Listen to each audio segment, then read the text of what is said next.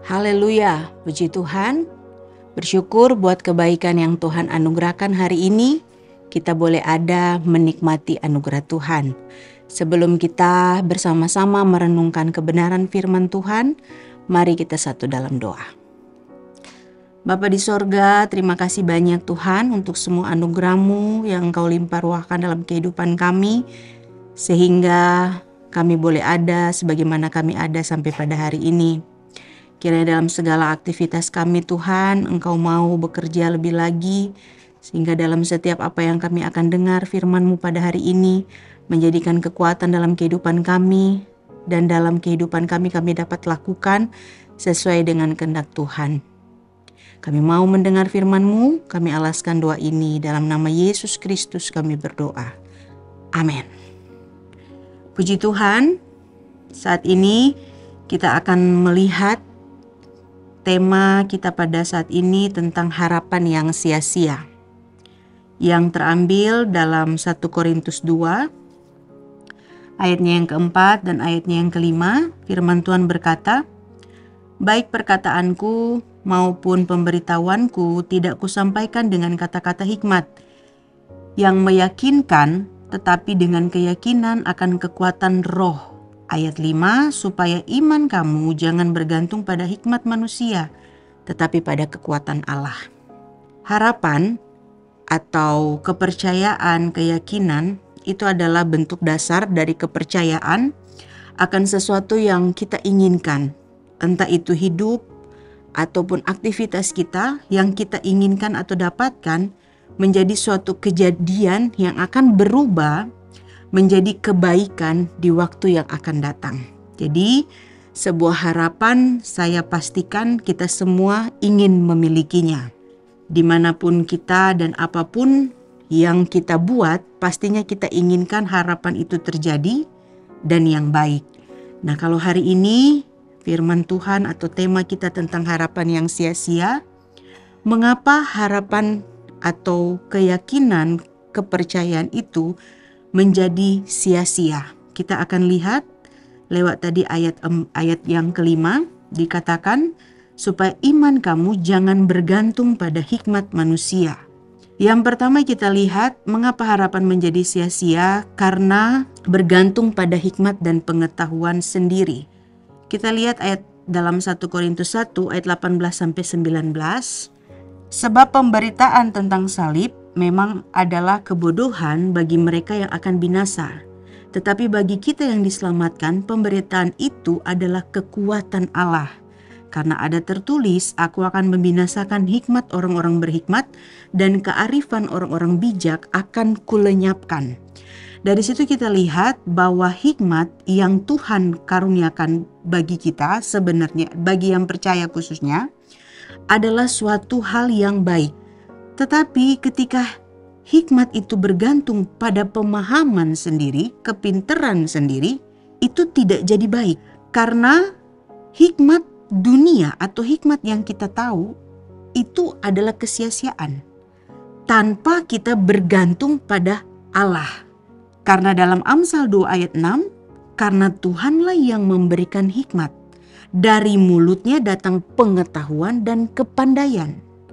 Jadi ketika kita memiliki hikmat yang Allah anugerahkan bagi kita, itulah yang kita punya untuk kita dapat memahami pekerjaan Tuhan dan mengenal Tuhan dengan baik. Jadi jangan pernah bergantung pada pengetahuan dan hikmat kita sendiri. Yang kedua, mengapa harapan menjadi sia-sia? Karena hikmat manusia ini tidak dapat menjangkau hikmat Allah. 1 Korintus 1 ayat 21, oleh karena dunia dalam hikmat Allah tidak mengenal Allah.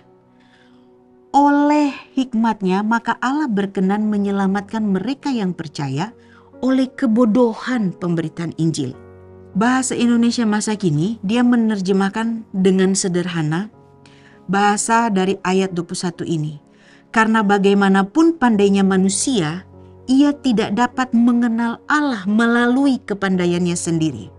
Tapi justru karena Allah bijaksana, maka Ia berkenan menyelamatkan orang-orang yang percaya kepadanya melalui berita yang kami wartakan yang dianggap omong kosong bagi dunia.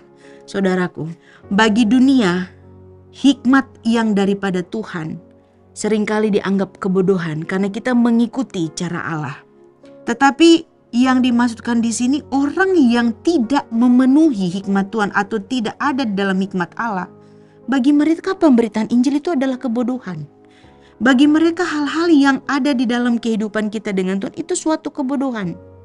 Maka dari itu Tuhan bilang tadi bahwa hikmat bagaimanapun juga pandainya manusia, ia tidak dapat mengenal Allah melalui kepandaiannya. Allah mengaruniakan kita akal budi, Allah mengaruniakan kita juga rohnya. Tetapi di dalamnya harus kita bersandar kepada pengertian di dalam Allah, bukan kepada pengertian sendiri. Ketika kita memakai kepandaian kita dan tidak memakai hikmat dari Allah, disitulah harapan yang kita bangun akan menjadi sia-sia. Jadi jangan sampai kita bergantung pada hikmat manusia kita, tapi belajarlah untuk bergantung kepada hikmat daripada Allah.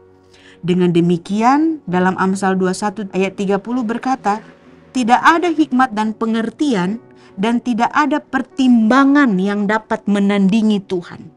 Jadi segala hal apapun yang kita sudah rencanakan dan harapkan, ketika kita memakai hikmat daripada Allah, itu akan terjadi sesuai dengan kehendaknya.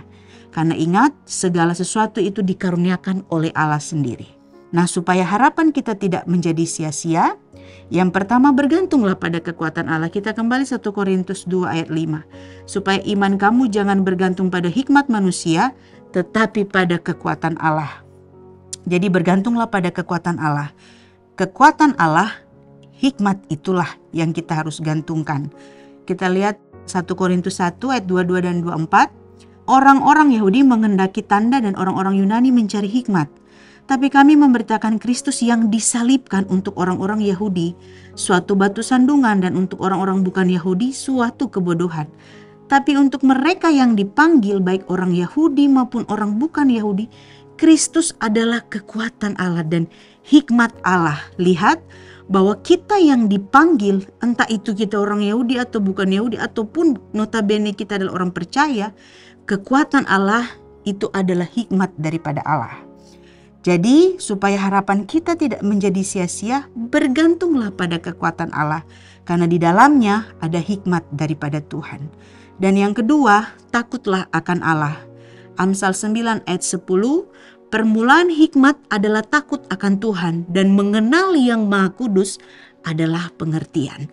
Di dalam kita menjalankan segala keadaan kita, pengertian harus jalan, kehendak kita juga tentunya tidak terlepas dari apa yang kita harapkan.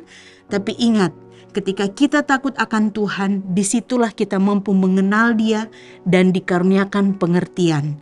Sehingga apapun harapan yang kita bangun tidak akan menjadi sia-sia, khususnya iman kita. Sebab itu, belajarlah meminta kepada Allah kita Yesus Kristus dalam Efesus 1:17, Bapa yang mulia itu, supaya Ia memberikan kepadamu roh hikmat dan wahyu untuk mengenal Dia yang benar. Ketika kita mengenal Allah dengan benar, Allah itu adalah hikmat. Kita memberikan ruang untuk mengenal Dia dengan baik, disitulah kita menjadi orang-orang yang memiliki pengharapan yang kuat dan tidak mudah bergantung pada kekuatan kita sendiri. Kiranya hari ini Tuhan mau memberikan kita hikmat-Nya, supaya kita makin hari makin dekat kenal dengan Tuhan lebih baik lagi. Tuhan Yesus memberkati. Mari kita berdoa. Terima kasih Tuhan untuk harapan demi harapan yang sudah kami jalani di dalam Tuhan. Kami percaya ketika kami lakukan semua dengan hikmat daripada Tuhan, Tuhan akan mengaruniakan kami segala hal yang baik, yang penuh dengan kebijaksanaan. Sebab itu Tuhan, pakailah kehidupan kami semua menjadi alat Tuhan dimanapun kami pergi dan berada hari ini ya Tuhan. Kiranya hikmat-Mu ada bagi kami sehingga kami tidak mudah terpelecok atau terpeleset dengan hal-hal yang tidak baik ya Tuhan. Tapi kami benar-benar mampu bertahan di tengah-tengah dunia ini sehingga di dalam semua hikmat yang Engkau anugerahkan Tuhan, kami boleh jalani kehidupan kami dengan baik, dengan benar, sesuai dengan kapasitas yang Tuhan anugerahkan dalam kehidupan kami. Pimpin kami ya Roh Kudus, bawa kami untuk lebih lagi dekat dengan Tuhan, mengenal pribadi-Mu dalam pengertian yang benar akan firman Tuhan. Berkati kami semua Tuhan hari ini dalam segala aktivitas kami. Ini doa kami, syukur kami alaskan dalam nama Tuhan Yesus Kristus, Tuhan dan Juru Selamat kami yang hidup. Haleluya. Amin. Bersama Yesus, aku kuat.